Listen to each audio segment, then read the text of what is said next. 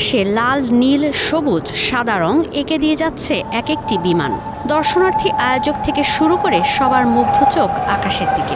দুবাইয়ের খোলা আকাশে উড়োজাহাজ উড়িয়ে নানা কসরত দেখাতে ব্যস্ত বৈমানিকরা, যা চলেছে প্রায় 2 ঘন্টা।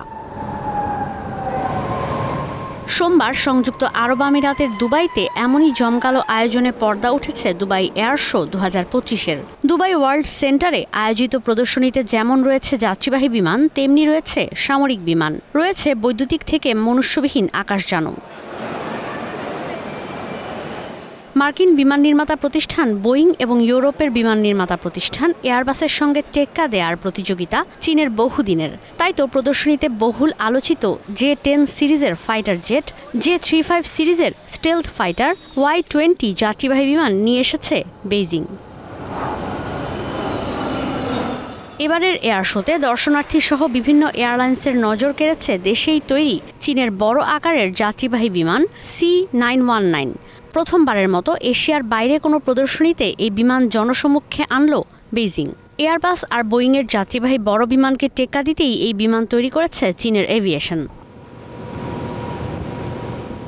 প্রদর্শনীর প্রথম দিনই ছক্কা পিটিয়েছে যুক্তরাষ্ট্রের বোয়িং। মধ্যপ্রাচ্যের প্রভাবশালী এয়ারলাইন্স এমিরেটসের কাছে পেয়েছে 65টি যাত্রীবাহী 777-9 মডেলের বিমানের ক্রয়াদেশ।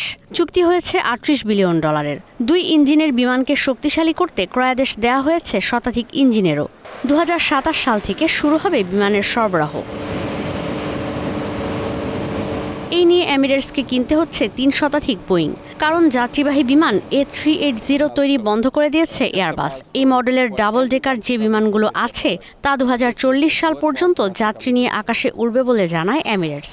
এমিরেটসের কাছে থাকা A380 যাত্রীবাহী বিমান রাখা হয়েছে প্রদর্শনীতে।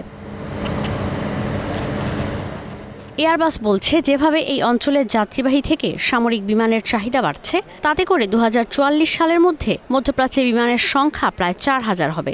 বোয়িং বলছে, এই অঞ্চলে আগামী 20 বছরে 3000 বড় আকারের যাত্রীবাহী বিমানের প্রয়োজন পড়বে।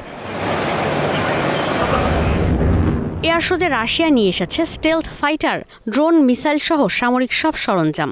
বিশ্লেষকরা বলছেন, আগামী 1 দশকে বিশ্বের সামরিক খাতের বাজার $80,000 কোটি ছাড়াবে। মধ্যপ্রাচ্যে 19তম বারের মতো আয়োজিত 5 দিনের এই প্রদর্শনীতে এবার অংশ নিয়েছে 1500-র বেশি প্রতিষ্ঠান। দর্শনার্থী সমাগম হতে পারে প্রায় 1.5 লাখ। ঈশিতা ব্রহ্ম, স্টার নিউজ।